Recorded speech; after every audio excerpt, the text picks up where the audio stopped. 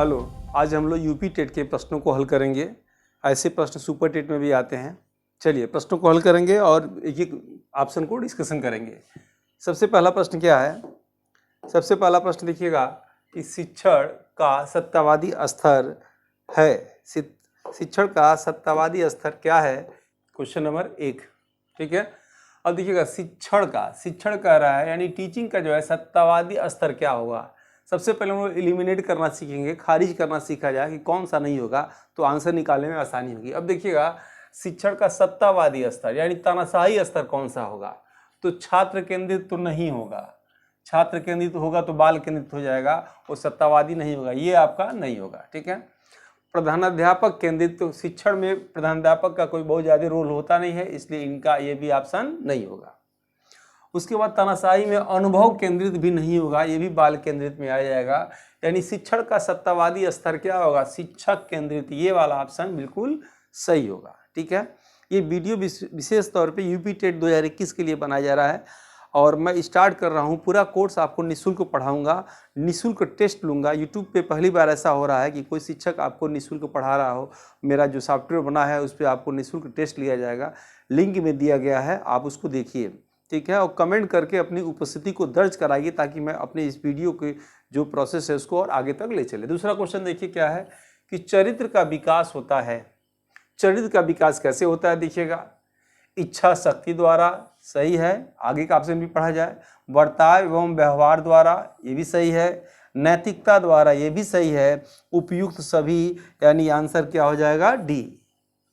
और कभी भी अगर आप देखेंगे किसी भी प्रश्न में अगर उपयुक्त सभी दिया हो, सभी वाला ऑप्शन दिया हो, तो आप 90% चांस है कि उपयुक्त सभी आंसर होने के अधिक चांस है। ठीक है, सबको समझ में आ रहा है?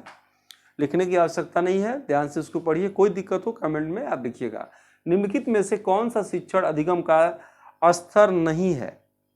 कह रहा शिक्षण अधिगम, बार बार ये प्रश्न आएंगे, शिक्षण अधिगम का स्तर नहीं है। और जहां पे नहीं वाले प्रश्न आते हैं अपने दिमाग को उल्टा कर लीजिएगा। अब देखिएगा एलिमिनेट किया जाए, शुरू में कैसे किया जाए। तो शिक्षण अधिगम का स्तर नहीं है तो समझ स्तर तो होता है। ये समझ स्तर तो भाई होता है शिक्षण का।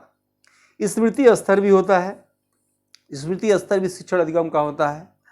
चिंतनशील स्तर ये भी होता है, याद देखिएगा। तो शिक्षण अधिगम का स्तर नहीं है तो त्रिभेदीकरण स्तर ये नहीं है, यानी इन तीनों की सापेक्ष ये बिल्कुल ऑप्शन समझ में नहीं आ रहा है। आंसर क्या लगा देंगे? आपका पहला आंसर सही है। 3 क्वेश्चन हो गए, आप समझ भी गए होंगे। देखते हैं नेक्स्ट क्वेश्चन। ठीक है, थोड़ा सा साफ नहीं आ रहा होगा, चलिए इसके अगली बार साफ हो जाएगा। देखिएगा, यदि एक विद्यार्थी आपकी कक्षा में भाग लेने से संकोच करता है तो आप क्या करेंगे? क्वेश्चन नंबर 4 है, यदि एक विद्यार्थी कक्षा में भाग लेने से संकोच करता है तो आप क्या करेंगे? अब देखिएगा, इसमें उसे प्रश्न नहीं पूछेंगे, ये काम तो बिल्कुल नहीं। आप बिल्कुल जैसे क्लास में शिक्षण वर्ग होता है वैसे आप करेंगे। जिन प्रश्नों के उत्तर वह दे सकता है केवल उन्हीं प्रश्नों के पूछेंगे। इस बात को आप कैसे जानेंगे? जान भी सकते हैं, ठीक है, और अंतःक्रिया द्वारा जान सकते हैं। तो इसको ऑप्शन में रखिए, पूरा पढ़ा जाए पहले भी। उन प्रश्नों को नहीं पूछेंगे जिनके उत्तर उसके समर्थ से बाहर है, जिसके कारण वह कक्षा में उपहास का पात्र बन जाता है। ये भी आप कैसे जानेंगे? अंतःक्रिया द्वारा। उसके बाद देखिएगा, उससे केवल तब प्रश्न पूछेंगे जब वह उनके उत्तर देने के लिए उत्साहित हो। और सबसे बेस्ट आंसर क्या होगा? डी। और प्रश्न ये आता है, कैसे हम जानेंगे कि वह उत्तर देने के लिए उत्साहित है? ये उत्साहित शब्द आ गया। आप अध्यापक हैं और अपनी कक्षा में कैसे बच्चों को जानेंगे कि कौन से बच्चे ज़्यादा उत्साहित हैं? तो इसका पहला आंसर होगा आई कांटेक्ट के द्वारा। उसके चेहरे पे कॉन्फिडेंस दिखाई देगा, वो बार बार आपकी तरफ देखेगा। आप समझ सकते हैं कि इसको ये प्रश्न का उत्तर आ रहा है और ये दे सकता है, ये उत्साहित है। इसलिए चौथे का आंसर क्या होगा? डी। ठीक है, 5वां क्वेश्चन देखते हैं। शिक्षक का बर्ताव होना चाहिए। एक शिक्षक है तो शिक्षक का बर्ताव कैसा होगा भाई? देखिएगा, शिक्षक का बर्ताव प्रशासनात्मक, कोई मतलब नहीं है। जो लोग कानून बनाते हैं वो शासन के लोग होते हैं, जो कानून का पालन कराते हैं वो प्रशासन के लोग होते हैं। प्रश्न क्या कह रहा है कि शिक्षण का बर्ताव होना चाहिए। प्रशासनात्मक, ये बिल्कुल नहीं। शिक्षाप्रद, ये भी बिल्कुल नहीं। निषेधात्मक, बिल्कुल नहीं। आदर्शवादी, यानी शिक्षक का बर्ताव हमेशा आदर्शवादी होना चाहिए। और इसको यहाँ डीपली समझिएगा, आदर्शवादी में क्या होगा, जैसे आदर्शवाद के जनक प्लूटो थे। प्लूटो ने कहा कि जो भी इस धरती पर जो एक पत्ता भी हिलता है तो ऊपरी सत्ता से हिलता है। कुछ भी अगर कोई कार्य होता है तो वो भगवान की मर्जी से होता है, अल्लाह की मर्जी से होता है, ऊपर वाले की मर्जी से होता है। यानी जो व्यक्ति अपने विचारधाराओं में बार बार हर वर्क में, हर काम में भगवान को लाता है, ऊपर वाले को लाता है, वो आदर्शवादी होता है। इनका एक ही निचोड़ आता है कि ईश्वर सत्य है। आदर्शवादी वर्तमान में शिक्षा मनोविज्ञान में कौन सा प्रयोग करना है हम लोग को, ईश्वर सत्य नहीं है, ऊपर वाला सत्य नहीं है, सत्य ऊपर वाला है। जैसे महात्मा गांधी आदर्शवादी थे, वो हर कार्य में भगवान भगवान नहीं करते थे, ईश्वर सत्य है ये नहीं कहते थे, सत्य ईश्वर है ये कहते थे। इसलिए एक शिक्षक का व्यवहार आदर्शवादी होना चाहिए। छठवां प्रश्न देखिएगा, छठवां प्रश्न है कि महत्व देना उचित है। ठीक है, बालिका शिक्षा पूछ रहा है, बालिका शिक्षा को महत्व देना उचित है। प्रमुख कारण क्या है, बालिकाएं बालकों से अधिक बुद्धिमान होती हैं, ये लैंगिक पूर्वाग्रह का लक्षण हो जाएगा। जब कोई व्यक्ति किसी बालक से बालिका में अंतर्भेद करे तो उस भेद को बोलते हैं लैंगिक पूर्वाग्रह। वो ऑप्शन कभी सही मत लगाइएगा। बालिकाएं बालकों से अल्पसंख्यक हैं, ये समानता के अधिकार का हनन हो रहा है, ये भी नहीं होगा। अतीत में बालिकाओं को बुरी तरह से विभेदित किया जाता था, यानी कि आप बदला लेंगे, ऐसा कुछ ऐसी भावना शिक्षा कार्य में नहीं होना चाहिए। किसी सामाजिक परिवर्तन के नेतृत्व में केवल बालिकाएं ही समर्थ होती हैं, और यही ऑप्शन आपका सही है, क्योंकि बालिकाएं ही, स्त्री ही प्रथम शिक्षिका होती है, माता ही प्रथम शिक्षिका होती है किसी भी बालक और बालिकाओं के। इसलिए अगर शिक्षा को बेहतर पर अगर लाना हो तो सबसे पहले बालिका शिक्षा पर जोर दिया जाए। सबसे पहले एजुकेशन में, टीचिंग में महिलाओं का आरक्षण को बढ़ा दिया जाए, पुरुषों की अपेक्षा महिलाओं का आरक्षण को बढ़ाया जाए, ताकि जो है एक समाज में महिला शिक्षा को बढ़ावा मिले। ठीक है, और पुरुषों को सीट को कम किया जाए, महिलाओं के सीट को ज़्यादा किया जाए। जैसे 2011 की भर्ती में हुआ था, जो भी भर्ती 72,825 आई थी उसको जो है डिवाइड कर दिया गया था, और पुरुषों का बाल अलग बना था मेरिट, और महिलाओं का अलग बना था। और गवर्नमेंट को भी यही वर्तमान में भी कर देना चाहिए, जिससे महिला शिक्षा को बढ़ावा मिले और जो है प्रचार, शिक्षा का प्रचार प्रसार तेजी से हो सके। मैं ये नहीं कह रहा हूँ कि पुरुषों को नहीं होना चाहिए, ये एक हमारी राय है, आपकी इच्छा। सातवां प्रश्न देखिएगा, समन्वित शिक्षा की सफलता निर्भर करती है। समन्वित शिक्षा की सफलता निर्भर करती है, किस पे निर्भर करती है, पाठ्य पुस्तकों की उत्कृष्टता पर कोई मतलब नहीं है, शिक्षण अधिगम गुणवत्ता पर। देखिएगा, समन्वित मतलब समुदाय के समर्थन पे, ऐसे क्लियर हो जा रहा है। समन्वित शिक्षा की सफलता निर्भर करती है समुदाय के समर्थन पे, यानी आंसर क्या होगा, पहला हो जाएगा, और ये तीनों इसमें से नहीं होगा। ठीक है, कभी कभी क्या होता है, प्रश्नों में जो प्रश्नों में कुछ शब्द होते हैं, और शब्द का अर्थ यदि आपको क्लियर है तो आप तुरंत जो है ऑप्शन खोज देंगे, बहुत ज़्यादा दिमाग वहाँ लगाने की आवश्यकता नहीं पड़ेगी। अधिगम से संबंधित किसी विद्यार्थी की समस्याओं का सबसे अच्छा उपचार क्या होता है। अधिगम से संबंधित किसी विद्यार्थी की समस्याओं का सबसे अच्छा उपचार क्या होगा। देखिएगा, कठोर परिश्रम का सुझाव देना, ये बिल्कुल नहीं करेंगे, इंटेलिजेंट बनाएंगे न कि इलिजेंट। ग्रंथालय में निरीक्षण अध्ययन बिल्कुल राय नहीं देंगे। निजी शिक्षण, ट्यूशन आदि बिल्कुल सुझाव नहीं देंगे। निदानात्मक शिक्षण देंगे। निदानात्मक शिक्षण देने से पहले उपचारात्मक शिक्षण को दिया जाता है।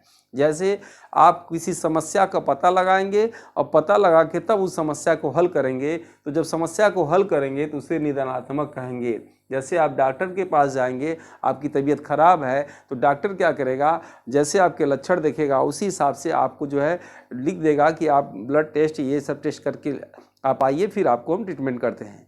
तो आप क्या हुआ, वहाँ पे वो उपचार आपने किया, टेस्ट, ब्लड टेस्ट कराया, और जैसे टेस्ट रिपोर्ट लेके डॉक्टर के पास गए तो डॉक्टर ने रिपोर्ट दिखा और आपका निदान कर दिया, यानी कि समस्या को पता लगा के उसको जो हल कर दिया। तो हमेशा याद रखिएगा, निदानात्मक शिक्षण जो है उपचारात्मक शिक्षण के बाद ही आता है। क्वेश्चन नंबर 9 देखिएगा, एक शिक्षक विद्यार्थियों को अनुप्रेरित कर सकता है, कैसे कर सकता है।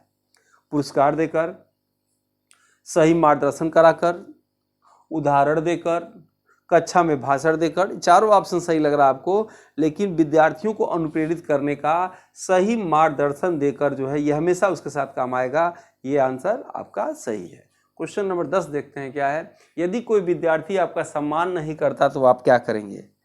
अगर आप ऐसे कोई भी प्रश्न आ जाए कि कोई विद्यार्थी आपकी कक्षा में ये काम करता है तो क्या करेंगे, तो सबसे अगर कोई विद्यार्थी सम्मान नहीं करता तो कारण जानने की कोशिश करेंगे, क्या कारण है वो ऐसा कर रहा है, और कारण जानने के बाद यानी उपचारात्मक शिक्षण जानने के बाद निंदनात्मक शिक्षण की व्यवस्था आप कर देंगे। ठीक है, इसमें देखिए क्या उपेक्षा करेंगे, उसको जो इंसल्ट कभी नहीं करेंगे।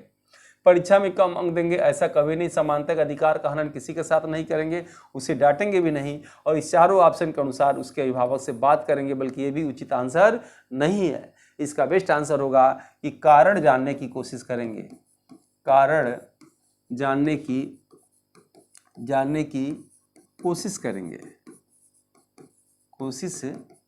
ठीक है। उसके बाद देखिएगा मानवीय मूल्यों को जो प्रकृति में सर्वाधिक है कि विकास का अर्थ क्या है। मतारोपण, अंगीकरण, अनुकरण, अभिव्यक्ति। तो मानवीय मूल्य जो प्रकृति में सर्वाधिक है वो क्या हो जाएगा, अभिव्यक्ति है। ठीक है, अभिव्यक्त करने का मौका होना चाहिए। नेक्स्ट क्वेश्चन देखिएगा, अपने विद्यार्थियों को समझने के लिए एक शिक्षक को अच्छा जानकार होना चाहिए। किसका जानकार होना चाहिए, तो बाल मनोविज्ञान का जानकार तो होना ही चाहिए। बच्चों को समझने की प्रवृत्ति का ये भी जानकार होना चाहिए उसके पास। विषय वस्तु के प्रति विद्यार्थियों के मत का भी होना चाहिए। उपयुक्त सभी का आंसर क्या होगा, सभी। यानी अपने विद्यार्थियों को समझने के लिए एक शिक्षक को सभी तरह की जानकारी होना चाहिए, जो ऑप्शन में दिया है। क्वेश्चन नंबर 13 देखिएगा, निम्नलिखित में से किस स्तर में बच्चे अपने समकक्षी वर्ग के सक्रिय सदस्य होते हैं। ये जब आपको अवस्था का चैप्टर पढ़ाएंगे डिटेल आपको, तो वहाँ आपको यहाँ समझाएंगे। यहाँ एक शब्द दिया है सक्रिय सदस्य होते हैं, दोस्त के लिए कुछ भी कर देंगे। ठीक है, वो एक ही अवस्था होता है, तनाव किशोर की अवस्था, किशोरावस्था होता है, स्टैनले हॉल ने कहा था। ठीक है, और ये कोई मतलब नहीं है, ये हम लोग को सिलेबस के आप यहाँ बच्चे के टीचर बनेंगे नहीं, ये हो नहीं सकता। किशोरावस्था आंसर सही है। ठीक है, मनोचित्रण का अर्थ क्या है। कुछ प्रश्न मनोविज्ञान में ऐसे आते हैं कि बिल्कुल आप कभी कुछ भी पढ़ लीजिए, वो आपको कहीं किताब में नोट्स में मिलने वाले नहीं हैं। उसका एक ही आंसर है कि उसको खारिज करिए, एलिमिनेट करिए, या प्रश्नों में जो छुपे शब्द हैं जो कठिन लग रहे हैं उसके अर्थ को समझने की कोशिश करिए, आंसर आपका निकल आएगा। क्वेश्चन नंबर 14 देखते हैं कि मनोचित्रण का संदर्भ क्या है। तो मनोचित्रण का संदर्भ है कि जोखिम भरे कार्य का कर्म योजना, मन का चित्रण और मन के प्रकार का अन्वेषण। कुछ नहीं, इसमें होगा अर्थ अग्राह्यता को बढ़ाने की एक तकनीकी। आंसर क्या हो जाएगा, पहला आंसर सही है। ठीक है, अब देखते हैं हम लोग नेक्स्ट क्वेश्चन आते हैं।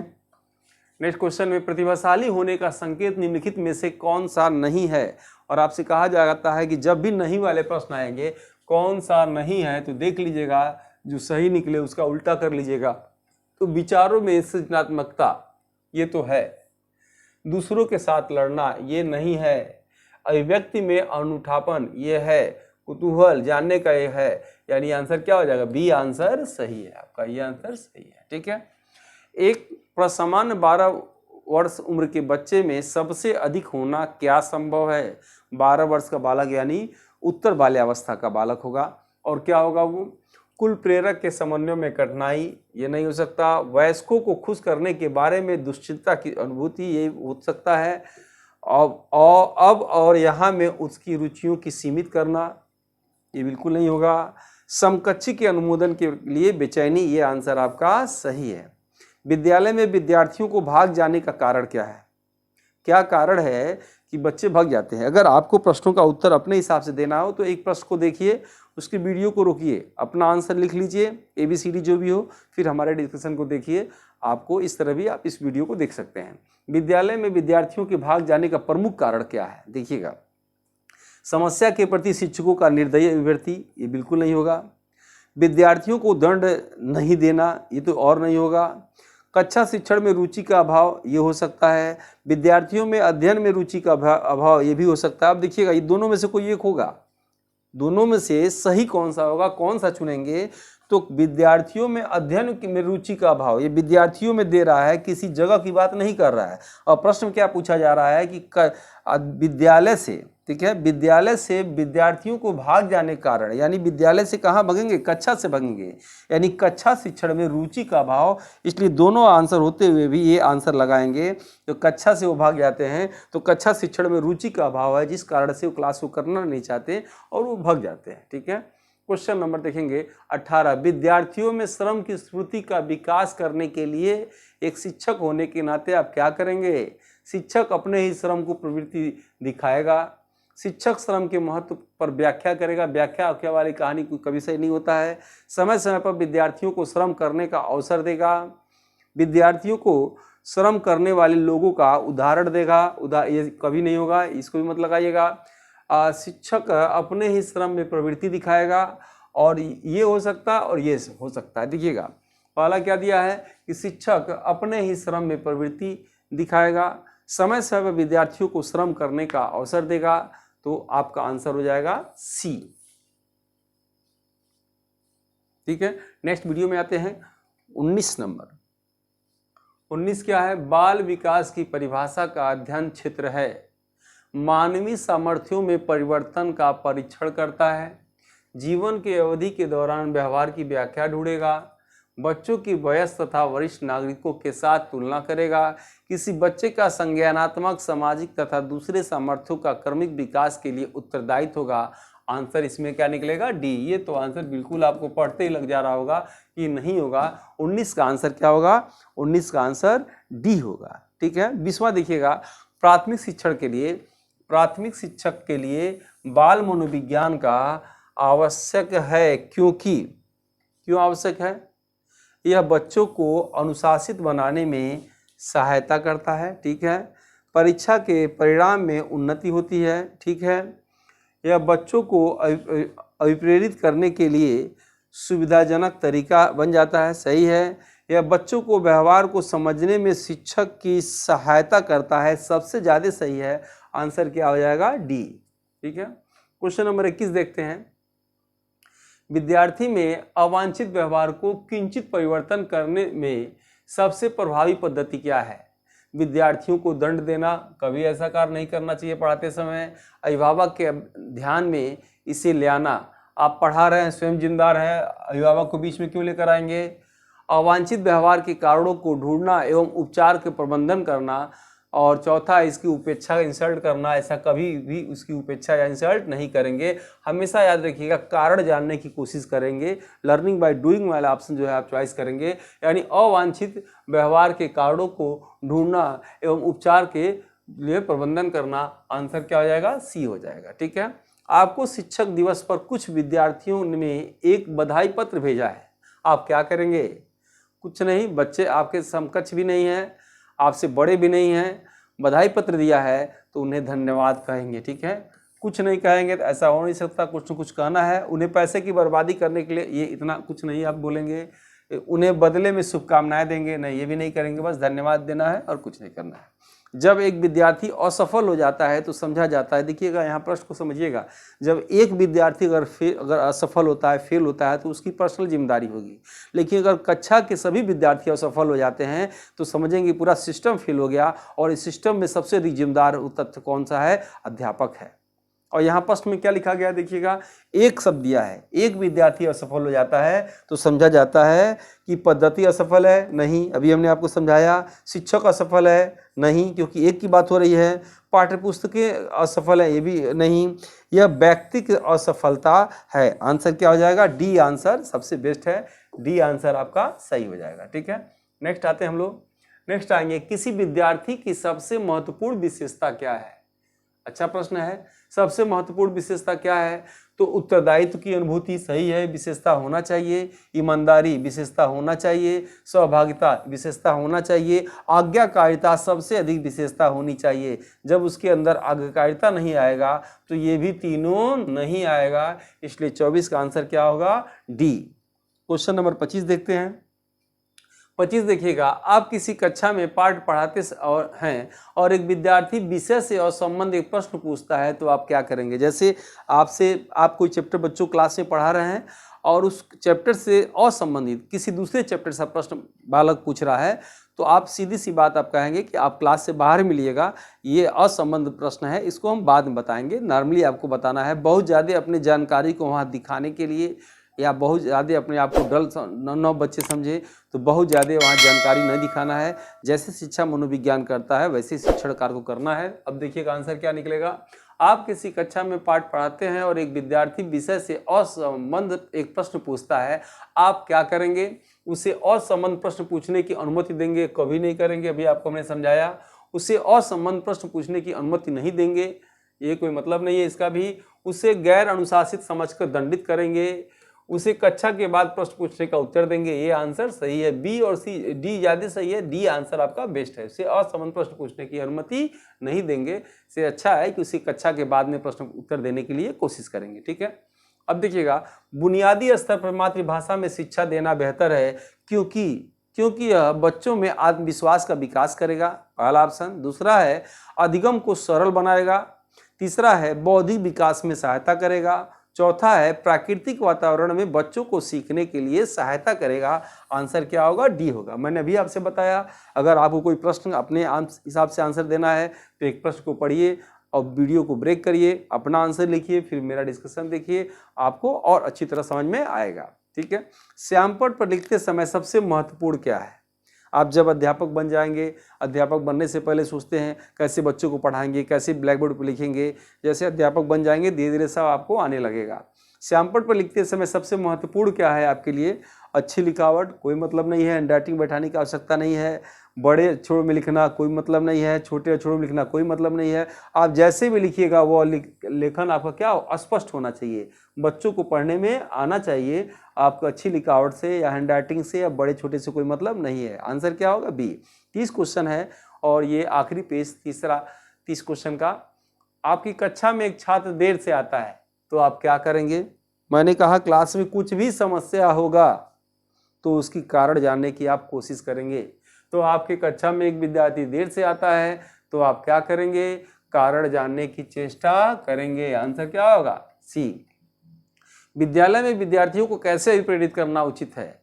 चुने हुए अध्ययन द्वारा, प्रासंगिक अध्ययन द्वारा, गहन अध्ययन द्वारा, स्वस्वर अध्ययन द्वारा। तो विद्यालय में विद्यार्थियों को कैसे प्रेरित करेंगे? तो गहन अध्ययन द्वारा। आप जब आपके अंदर गहन जानकारी नहीं होगी तो बच्चे आपसे मोटिवेट नहीं होंगे। आंसर क्या होगा? शिक्षा का उद्देश्य होना चाहिए। देखिएगा, शिक्षा का उद्देश्य क्या होना चाहिए?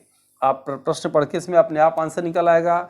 विद्यार्थियों में व्यवसायिक कुशलता का विकास होना चाहिए। व्यवसाय कमाई वमाई से बहुत ज़्यादा वर्तमान में शिक्षा मनोविज्ञान से मतलब नहीं होता है। विद्यार्थियों में सामाजिक जागरूकता का विकास होना चाहिए। वाइगोस्की का कोई प्रश्न ऐसा पूछा नहीं जा रहा है, इसलिए इसको भी नहीं लगाएंगे। विद्यार्थियों में शिक्षा मनोविज्ञान का विकास करना चाहिए, हो सकता है। विद्यार्थियों में राजनीतिक विज्ञान, ये राजनीतिक, आर्थिक, इस धार्मिक, आध्यात्मिक, जहाँ ऑप्शन में सीधे काट दीजिएगा वो नहीं होगा। आंसर क्या होगा? ग होगा। विद्यार्थियों में शिक्षा मनोविज्ञान का विकास करना चाहिए। आप कमेंट करिए, आपको निःशुल्क जो है टेस्ट प्रतिदिन मैं अपने सॉफ्टवेयर के माध्यम से दूंगा, पूरा कोर्स को पढ़ाऊंगा। और वीडियो अच्छा लगे लाइक करिए, शेयर करिए, कमेंट करिए, ताकि मुझे प्रोत्साहन मिले और आपको दूर दराज के बच्चों को, दूर दराज के लोगों को, या ऐसे लोग जो लोग पढ़ने में पैसे रुपए देने में सक्षम नहीं है, शहर नहीं आ सकते, उनको मैं अपने तरफ से ये निःशुल्क शिक्षा दूंगा। ठीक है, मिलते हैं नेक्स्ट वीडियो में। जय हिंद, जय भारत।